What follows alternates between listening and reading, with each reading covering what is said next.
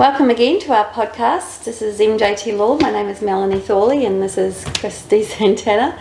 Today we're talking about frequently asked questions that we get. Yeah, so we get them all the time, just Yeah. sort of run-of-the-mill kind of questions where everyone seems to think about them. Yeah. Because they're quite, not a lot of people know about these things, and Well, we thought it might be helpful Yeah. to do a bit of a series about kind of just answering them. Exactly, because what we found over the years is that, well, it's pretty obvious that people only speak, the people that we talk to only deal with lawyers when they absolutely need to. Yeah. These are not people doing mergers and acquisitions regularly. You might have a lawyer that's done your conveyance, but really this is about other things. So these questions have come up time after time. Yeah, time after time. So what's one that you want to... Well, so we've got here the first one, and it's how much does an employment lawyer cost? Okay. And I know that we're pretty middle of the range when it comes to other firms. Obviously, we can't speak to what other firms charge, but yeah, we're fairly... Well, what I say when I do these consults is I say it's relatively inexpensive from a legal perspective, but very expensive from a personal perspective. You're not going to the shops and you're not spending $1,000 on a letter. You're not buying a ream of paper and spending $1,000. But you are spending $1,000 when you speak to a lawyer about getting a letter out to something. Yeah. Yeah, whether it's you're an employer trying to deal with an employee, or you're an employee trying to deal with an employer, you're spending around $750 to $1,000 with us. And I think that's probably a good thumbsuck sort of price range.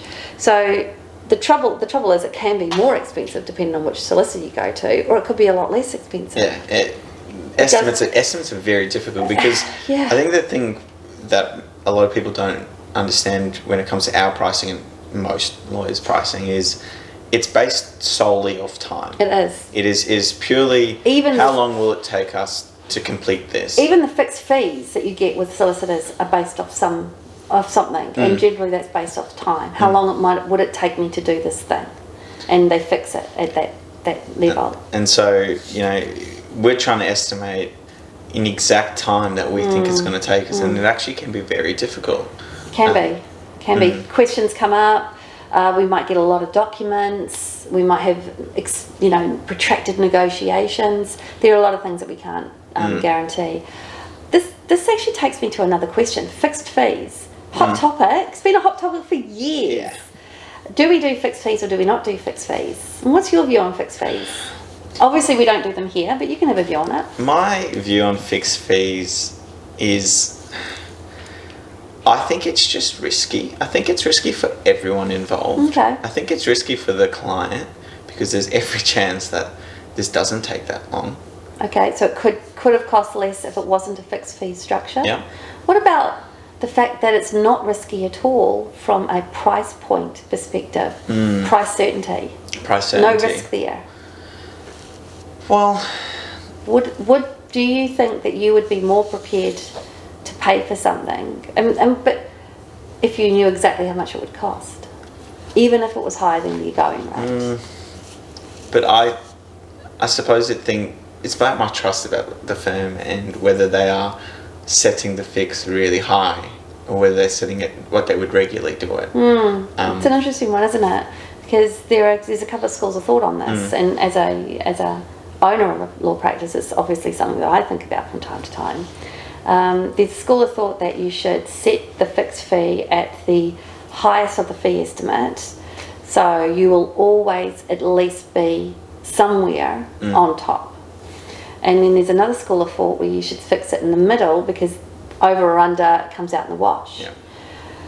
But that's from my point of view, from an individual's point of view coming to me. One of the things I suppose is I've never needed a lawyer. No. I've never actually been on the other side of this, so I don't know what it's like to kind of be giving over that type of money and the uncertainty involved. Yeah, well, what I hear a lot is when things go wrong is I had no idea it was going to cost this much. So maybe it's less about price certainty and more about transparency. So when you're speaking to your lawyer, what you're expecting for them to do is to provide you with a fee estimate or a fixed fee. And if any of that changes, then what you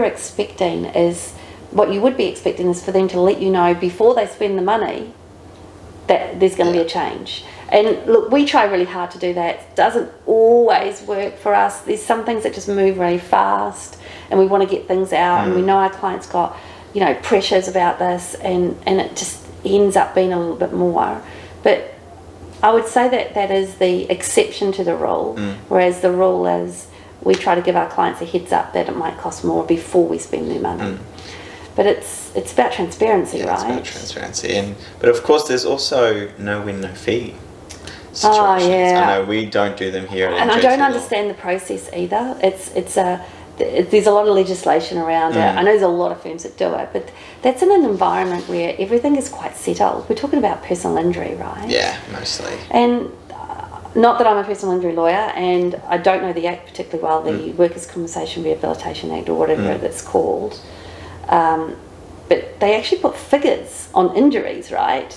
They put a percentage of disability and so on and so forth, and that's how they know what it's going to be at the end, so they can price it correctly. They know what they're going to get. Yeah, they can kind of figure that out. Yeah, I don't know. I don't want to delve too deeply into that. Yeah, there's going to be 1,000 lawyers to tell me I got it wrong. But look, if you guys out there have an experience that you want to share, pop it on. We'll take a look at them, and we'll see if we can, help you get your head around what happened. But it is, I think when it comes to how much an employment lawyer will cost, we're not cheap, bottom line, but it could be a lot more.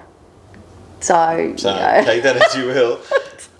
Yeah, but transparency is what you're looking for, right? Transparency, I think, when it comes to costs. Well, we have another one here. Let's have a look. Oh, I like this one. Will my lawyer lie for me? The answer is no, we can't. Absolutely not. It's an absolute no.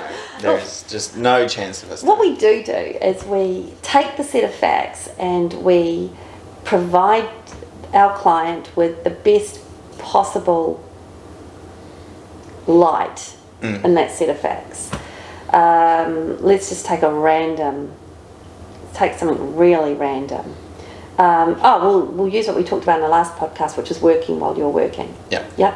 So you've got an employee who's doing a job while at work, doing a different job while at work. They get snapped. Yep. And they look like they're going to get fired. They filed an unfair dismissal. It's not. This just wrong. I'm getting all my work. So her or his excuse will be, I'm getting all my work done. Yep. So there's no loss to the company. I've never had a performance issue. My conduct is exemplary, but for working while working.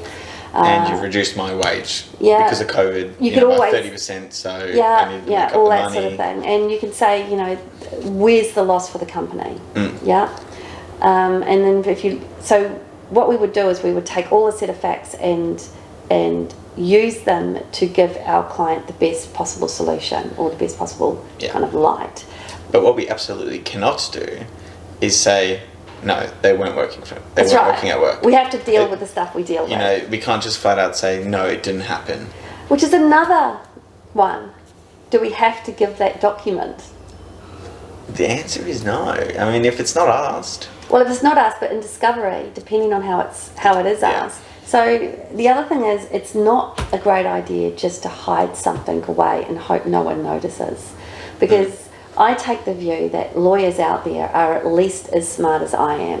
And if I've picked up on it, I'm going to assume that the other side are also going to pick up on it. And if they're smarter than me, they might know how to use it better than I do as well. So if you deal with it up front, at least you've got it there, you've dealt with it.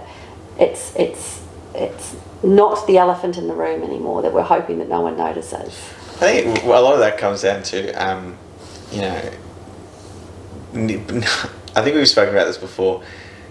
Neither of us have ever seen a smoking gun in any document. I've never, when we go through disclosure, which is essentially the process of each person giving each other the relevant documents, I've never seen a document which absolutely changed the entire course. Oh, if I'd known this before, we would have won, or we would have... This document alone meant that you won. Yeah, that's it. It just doesn't exist. It actually does. I don't think I don't think any matter. I don't think it has any real practical kind of sense in any sort of the word. But so really, hiding documents never achieves anything. It doesn't achieve anything, and we can't lie. We actually have 3 duties. The first one's to the court, the first one's to our client, and the next one's to the profession. And the first one to the court is not to mislead.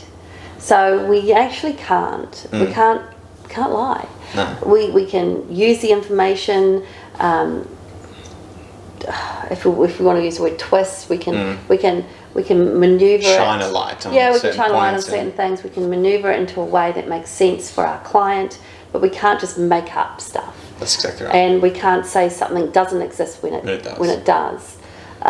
So we have parameters here, but we are very good at taking a set of facts and making them look like our client is the winner here. Yeah, that's exactly right. That's actually what our job is to do, and we do that very well. And the reason why we can do that very well is because we always look at what the other side are thinking too. Yeah. It's really important that your solicitor considers themselves to be not the smartest person in the room, because the moment you consider yourself to be the smartest person in the room, inevitably someone else is going to turn up who's going to be smarter than you are, and that's a real problem in law. And I think one of the things for clients to think about when they're getting advice and recommendations from their lawyer is, I think it's always best to take a very pessimistic view of your own case. That's personally me. Some lawyers have differing views on this, but go into it looking for the problems. Yeah. Worry about the problems more, I think, than getting really excited about your own case, because it's going to lead to disappointment if you don't do this. Well, if you don't do it, you're going to not notice things. That's the problem. So I guess what we're talking about here flows on from this, do I have a strong case? What's my chances of winning? Is it worth commencing an action against? It's a very loaded question. It is a very loaded question because of all the things we've just said. We can't tell. First of all, we as solicitors, and I am not suggesting that my clients are dishonest to us, but we need to get a better story. When we prepare, say, an unfair dismissal application, we've got the story from the employee or the employer. What we need now is the other side, so we can understand where they're coming from. And once we get more of that picture, think about it like we're slowly piecing together a jigsaw puzzle. Our client's given us half the pieces, and some of them don't fit with each other, and the other side are slowly giving us the pieces that fit in. And the better we see the picture, the better we can identify whether the claim, whether the action, whether it's winnable, whether it's not. But in the early days, it can be really tough, and often it can be just my experience is this is how these run, and this is what the outcome is. Not this is you're going to win this or you're not going to win this.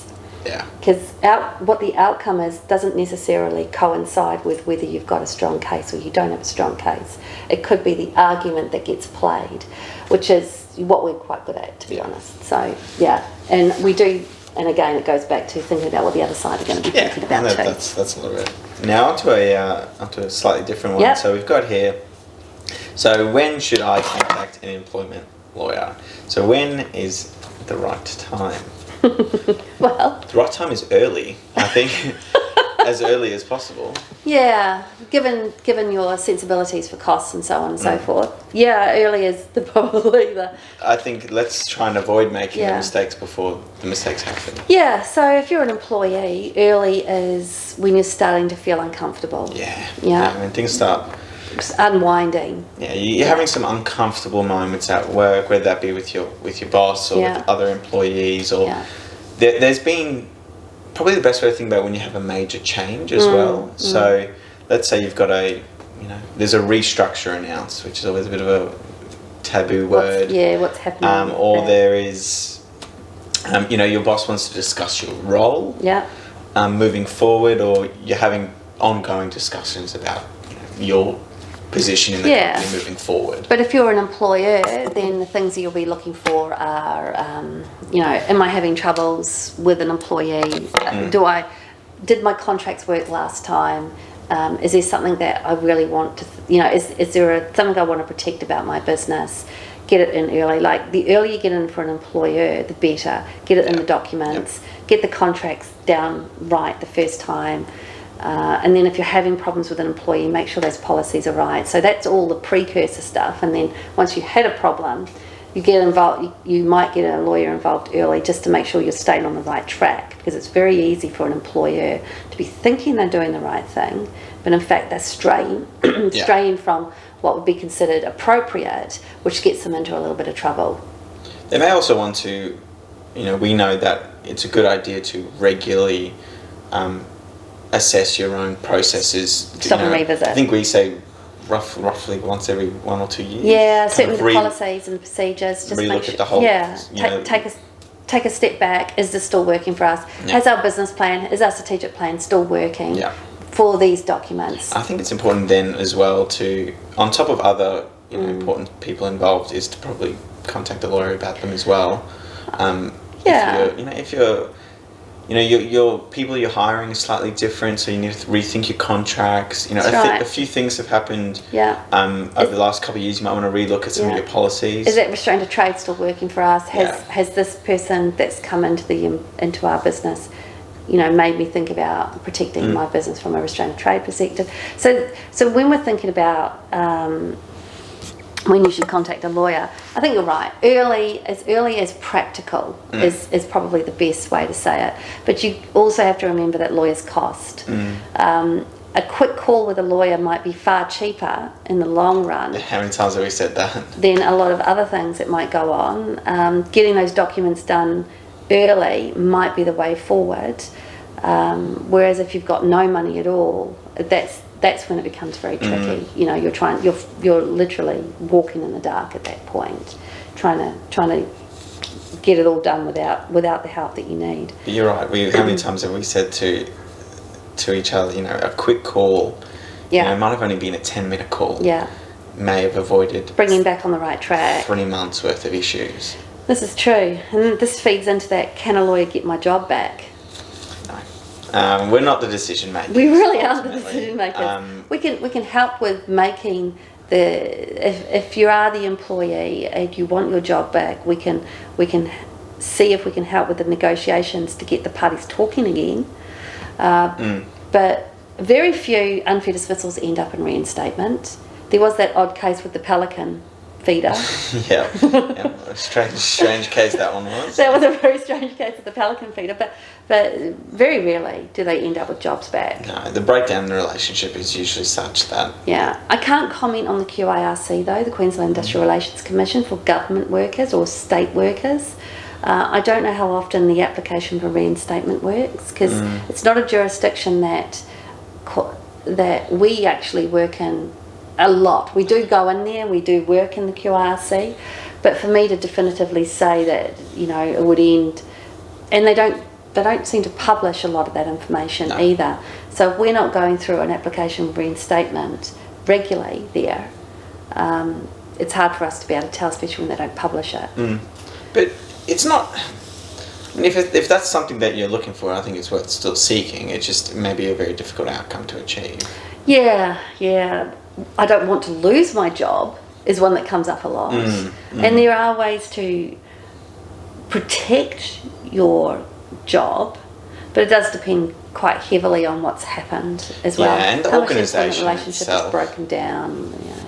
Yeah, tricky. What's the next one? So, what are my rights as an employee? That is a very, very large question. What am I right? Oh, well, let's start with the Fair Work Act. So, look, I guess from a low level perspective, rights or employee conditions come out of the Fair Work Commission.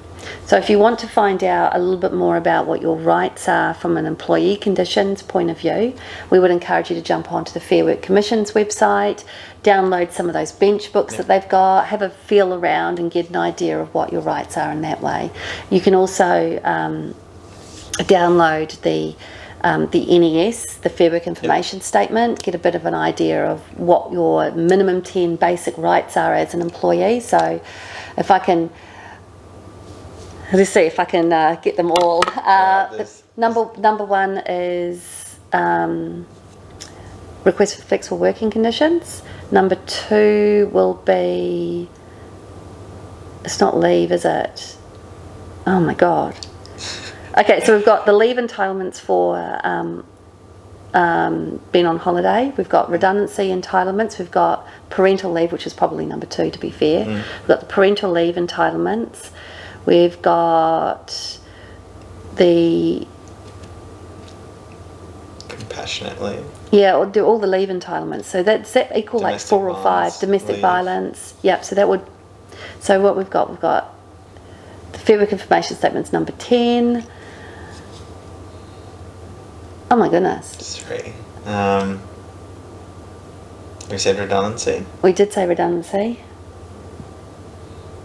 Well, certainly, I think. Oh my goodness! Hang on, let me. This is why we. This is why we should prepare for these things. We should prepare. Okay. Maximum weekly hours.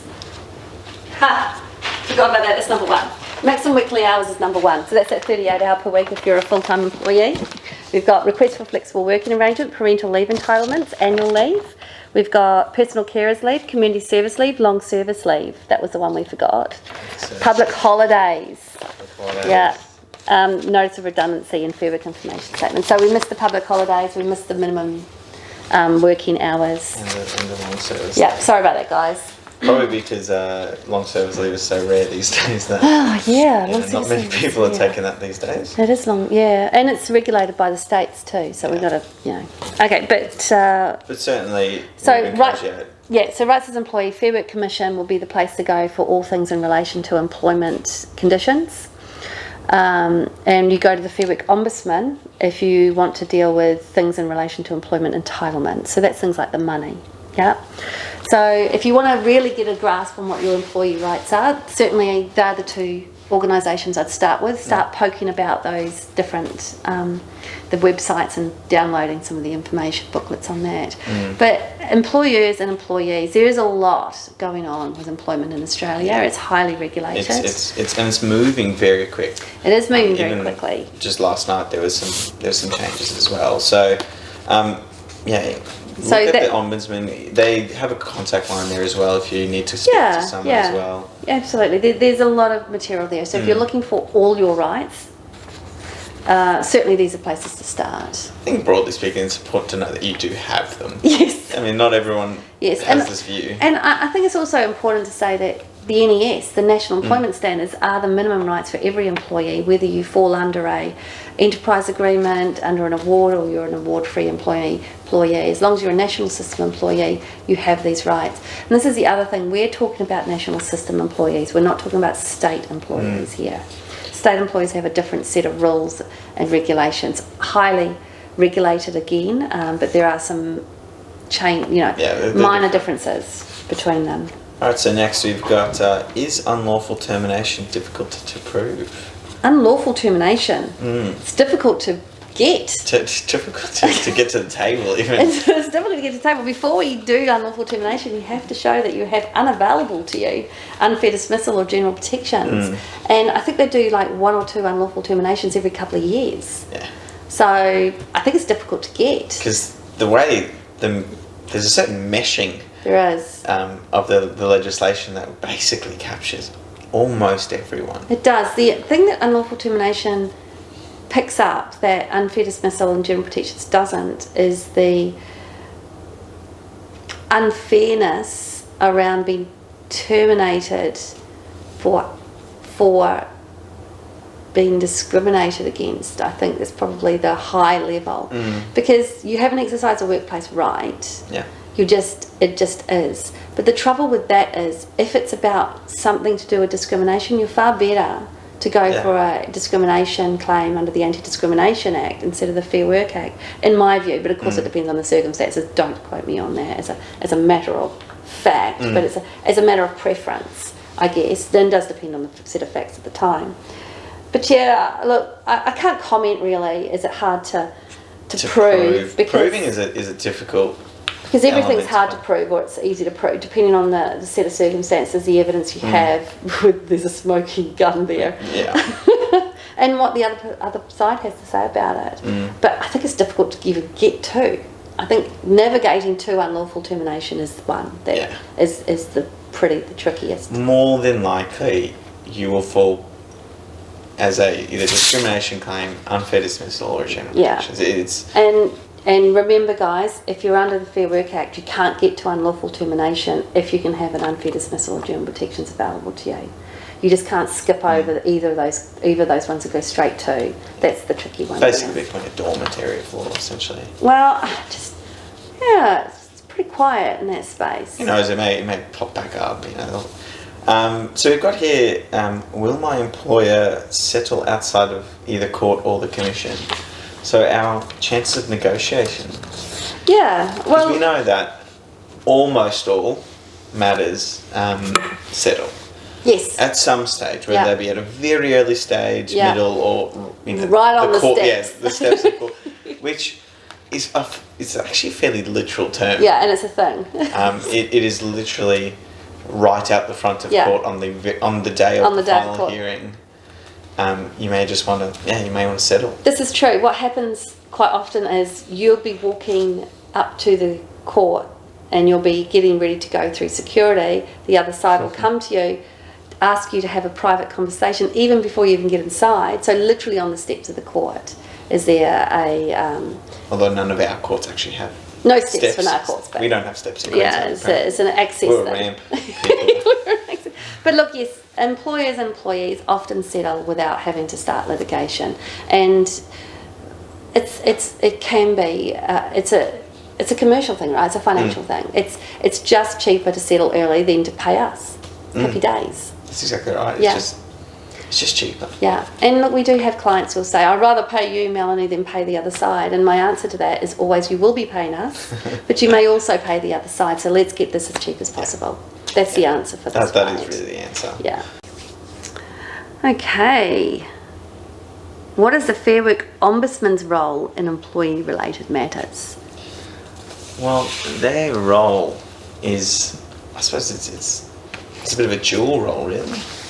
Okay. Yeah. It's somewhat advisory and somewhat they put their nose into their own matters sometimes as well. This is true. They can investigate without a complaint. Yeah. I think, right? This is what the Ombudsman is there to do, to oversee, to regulate, to kind of. And the Ombudsman, as opposed to, I guess, some other ombudsmans out there, they do have teeth. And they do actively investigate. They do actively prosecute. Yeah, they do. So they've got quite a big role. But from an employee and employer perspective, they've actually got a lot of tools there too to help people avoid all this stuff. You know, you might want to ask the question of what needs to be on my payslip. Well, you can go to the Fair Work Ombudsman and they'll answer that. You might have a question about whether you've been underpaid or not, or whether you're paying correctly or not. The Ombudsman will both help the employee and the employer in these things. They're not something to, if you're an employer, it's not something to be absolutely fearful of. No, you should be contacting them and using the resources. Because they will help you. They're quite helpful in that way. It's about getting it right as opposed to who is wrong. So, you know, they'll give you a chance to figure it out, to give you the tools, and as an employee, you know, it's possible to get the Ombudsman to assist you to talk to the other side. And although I don't know I've ever encouraged or used it, or I know anybody's done it, I'm sure it's a vice versa thing. If you're having troubles with an employee, there might be a way for the Ombudsman to get involved in that. You know, they might be pressuring you, saying you've been underpaying me. This is unacceptable, and you can get the Ombudsman involved maybe and give an answer as to whether the underpayments happen. So you can then give it to the employee to give them some comfort it's not happening. So the Ombudsman's got a massive role in employment. What we hear about quite a bit is this concept of Fair Work Australia. Now, Fair Work Australia was around before the Fair Work Act came in, and When the Fair Work Act came in 2009, they separated out Fair Work Australia to the Fair Work Ombudsman and the Fair Work Commission. Yeah. The Fair Work Ombudsman, like I said before, do all things in relation to employee entitlements, and broadly speaking, and the Fair Work Commission deal with all things in relation to employee conditions. Yeah. So entitlements being the money, conditions being, am I being bullied? Have I been unfairly dismissed? That sort of thing. So yeah, interesting. So I think they're a good. I think they're broadly speaking. I like they're a them. good Yep, they've got a lot of tools organisation. there. You can download contracts. You can download template letters. You can download. You can speak to someone. You can email. They're actually quite a wealth of knowledge. I think for employers and employees, they should become comfortable with the website and contacting them. And, that sort of thing. I agree. I think it's a good place to be. But yes, that's. It probably goes back to what we were speaking about before about when you should speak to an employment lawyer. Equally, contacting them and getting some, not so much advice, but just some guidance from them as well. Yeah, maybe next step situation, depending on what the issue is. Is it illegal not to be paid on time and not receive a pay slip? No, illegal is it's an interesting word. It's one we hear a lot. Is it unlawful? Lawful is probably the better one. Yeah, it's the way we like to say it. Look, it's a breach of contract. If you're promising to pay someone regularly, and it might be a breach of the award, it might be a breach of the enterprise agreement, but it normally says you'll be paid fortnightly, you'll be paid monthly, you'll be paid weekly. To fail to pay it is a failure to comply with the contractual conditions of the employment. So it is breach of contract. Does it go so far as a repudiation, which is an indication that the employer no longer wishes to be party to the contract? Depends what they're saying. It's a circumstantial Depends what thing. they're saying. Yeah. But it is a breach of contract. Is it unlawful? It's unlawful to provide, under the Fair Work Act, to not provide a pay slip within 24 hours of not being paid. That is unlawful. But I think when it talks about not being paid, it's a breach of contract. Yeah. And therefore damages will flow, being the money. And there is also a requirement in the Fair Work Act to pay your employees. So there does have an unlawful element to it, but probably not in the way this question was asked. I mean, it's certainly unlawful not to pay at all at any time. Yes. I mean, that is... You can't have slave labour. We got rid of that some time ago. Yeah, Slavery's been controversial in the world. Yeah, it's been out for a number of years now. 100 years. This is true. But when we think about, is it illegal to not be paid on time and not receive a pay slip? It is. If you're not paid and not receive a pay slip, that probably doesn't trigger the not getting a pay slip within 24 hours of being paid, but probably triggers you should be paying your staff. Not paying on time could just be a matter of circumstance and not necessarily... It's not the end of the world. It doesn't make it unlawful. It needs an inquiry, but there may be reasons for it. Yeah, absolutely, but it is a breach of contract. So, I think that's the easier way to say it. So we've got what is considered to be discrimination? Employee.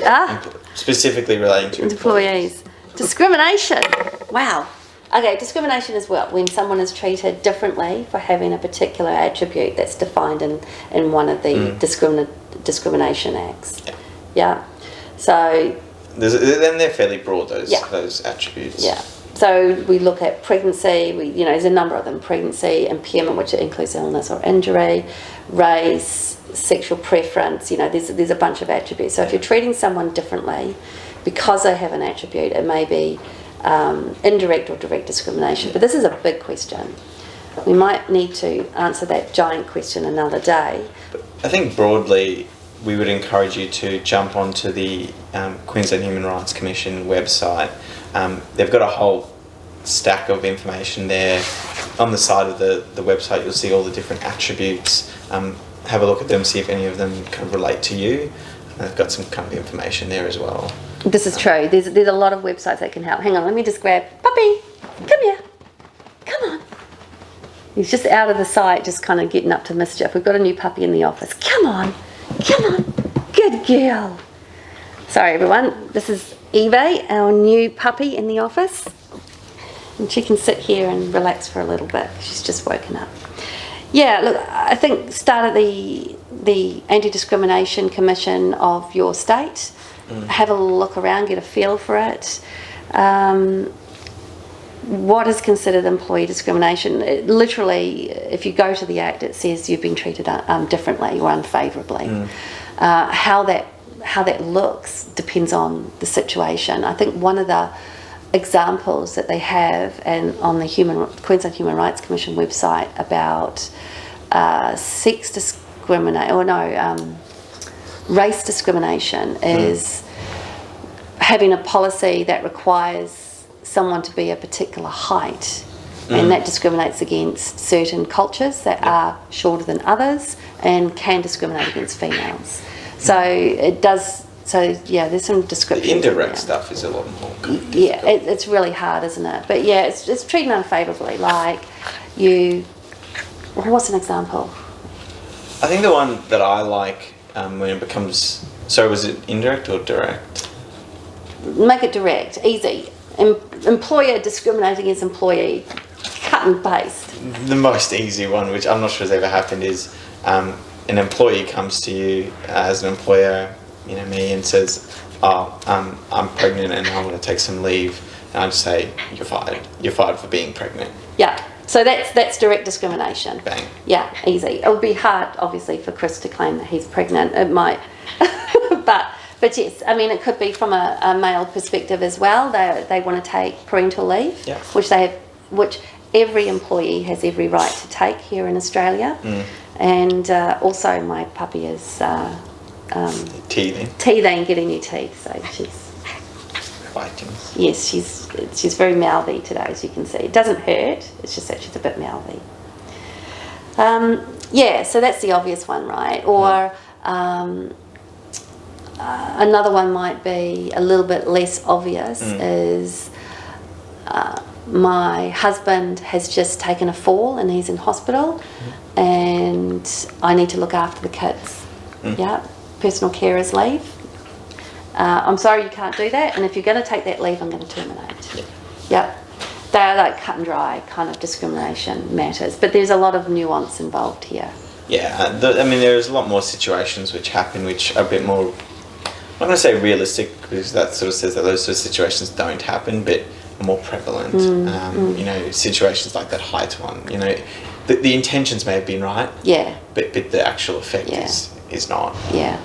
So yes, I guess the answer is what is considered employee discrimination is when you're unfavourably treated or treated differently for having an attribute.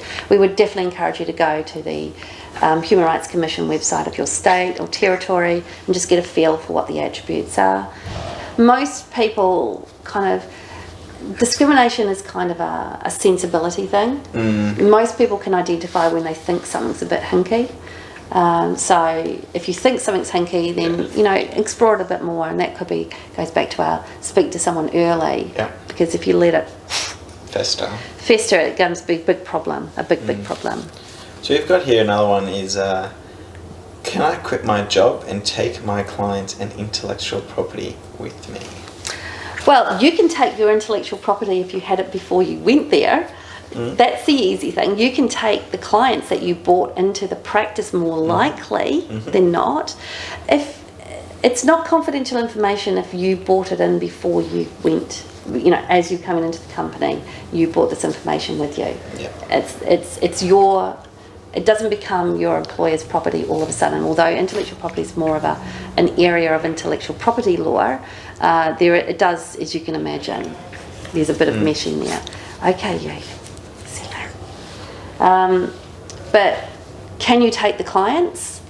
I think it depends on the circumstances. If we use the one where you had them first, let's say you came to me and you said to me, Melanie, I've got 5 clients that I'm happy to bring to the firm, and I'd go, happy days, it's more money for me, and and when you leave, you say, right, those clients are coming with me. It's going to be difficult for me to argue that they're my clients, even though I'm gaining an income from them.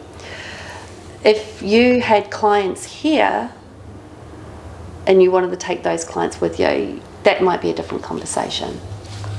I'll add a little bit of a Go on. added level of difficulty. What happens if you leveraged off those original clients you brought in?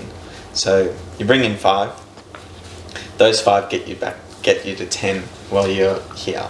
So, but they're fairly directly related. Right, so we're talking about, let's use an example of your client's called John Smith. Mm-hmm. He has a brother called Matthew Smith who also runs a company, and Matthew Smith comes to us because John Smith's coming to us. Yeah. And there's basically no chance that John and Matt will go to different lawyers. Yeah, because they're brothers. They're brothers. They like using the same lawyer. Yeah. They're the barbecue all the time. One goes, they both go. Yeah, and that makes sense. Look, I think it's going to be tricky. I think it depends what the document says. So lawyers love to go back to what the document says. What does the contract say?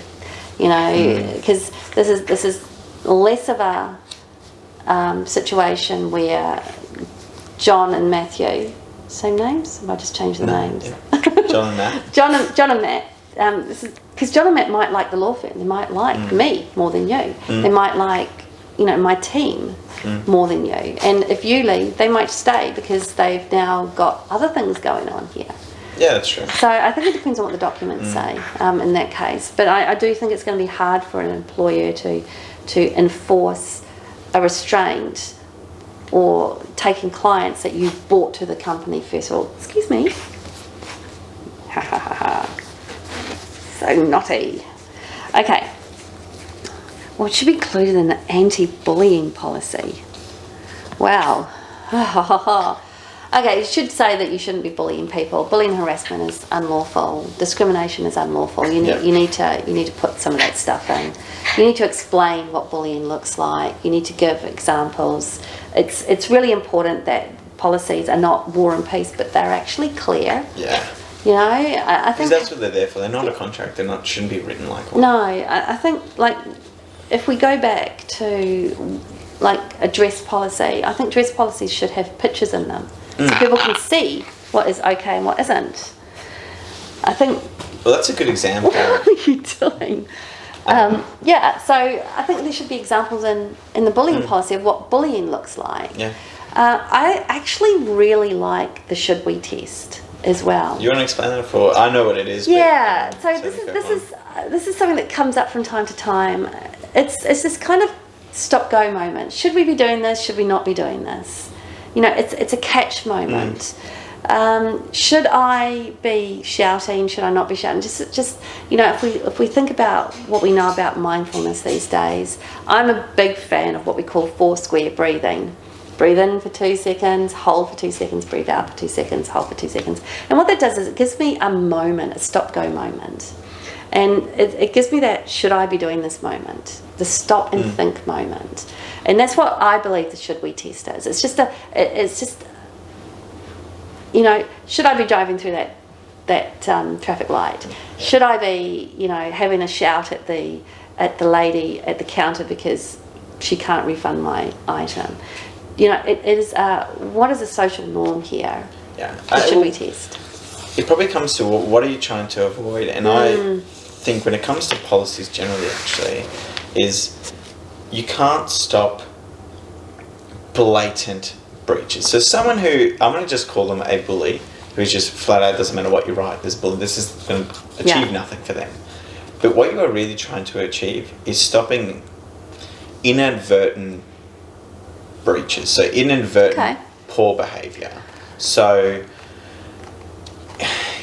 someone who would, just hasn't thought about it, hasn't taken that stop-go moment to realise what they're doing is wrong. But we also want policies to provide guidelines of what we want behaviour to look like in the workplace as well. So this is a teaching moment too, for new people to come in, what the expectations are. Yeah. So this is why the clarity is so important. But look, a policy is worthless unless you apply it, unless you review it, unless you tell people. There's no point having a policy where you need to have no harassment in the workplace, no sexual harassment and so on, or bullying in the workplace, and you've got a policy that says that you need to provide food when you provide alcohol, if you don't provide food when you provide alcohol. If you don't remind people when they're about to go out to a Friday night's drinks thing with the company of what the bullying and harassment policy is, just to bring people's minds back to what the expectations are of this company. So it's a big question, but I think what should be included in an anti-bullying policy is the fact that it's wrong, for a start. And that you're not going to accept it. And you're not going to accept it. And also what you are expecting, what an example is, how we want people to behave as well, bringing people back to the good stuff instead of always slapping them for the bad. But yeah. Well, what do you reckon? We've gone through a fair There are a lot of questions on this list, guys. And I'm sure we could come up with another 100. Yeah, and maybe in 6 months' time we'll do this again. We might do a series, but anyway, thank you everyone for watching. Hopefully you've got something out of this. If you've got anything that you particularly want us to answer, certainly write in. But yeah, if you've got anything to say, let us know, and we'll see you in a couple of weeks.